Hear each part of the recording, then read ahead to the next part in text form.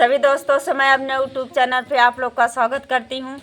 हम दोनों सहेली सुनाने चल रही हूँ बहुत प्यारा सा छठ माई के विदाई गीत अच्छे लगे तो लाइक सब्सक्राइब करें, कमेंट में बताइए गीत कैसा लगी। आइए गीत के सुनाती हूँ दोस्तों। अब की गए कैया अइबू बोल छठी मैया, अब की गए कैया अइबू बोल छठी मैया।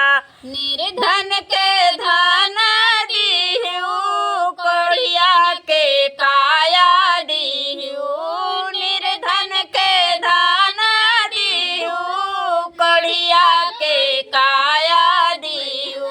हमहू के कुछु दई के जायू बोल छठी मैया, हमहू के कुछु दई के जायू बोल छठी मैया।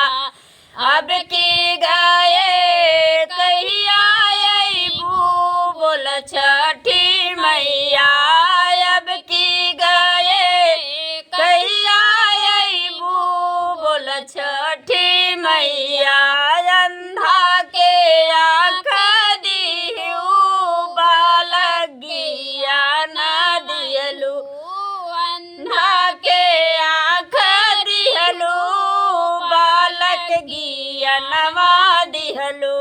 हमहू के कुछु दई के जायू बोल छठी माया, हमहू के कुछु दई के जायू बोल छठी मैया।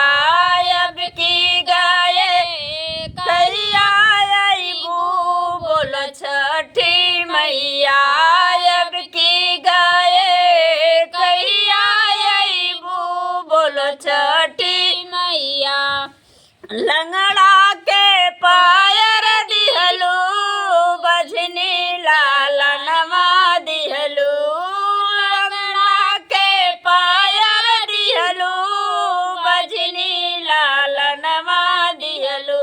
हमहू के कुछु दई के जायू बोल छठी मैया, हमहू के कुछु दई के जायू बोल छठी मैया। अब की गए हो कहिया अइबू बोल छठी मैया, अब की गए कहिया अइबू बोल छठी मैया। सेवका के दुख हारू पंडित के पोथिया दिहलू, सेवका के दुख हारू पंडित के पोथिया दिहलू। हमहू के कुछु दई के जायू बोल छठी मैया, हमहू के कुछु दई के जायू बोल छठी मैया।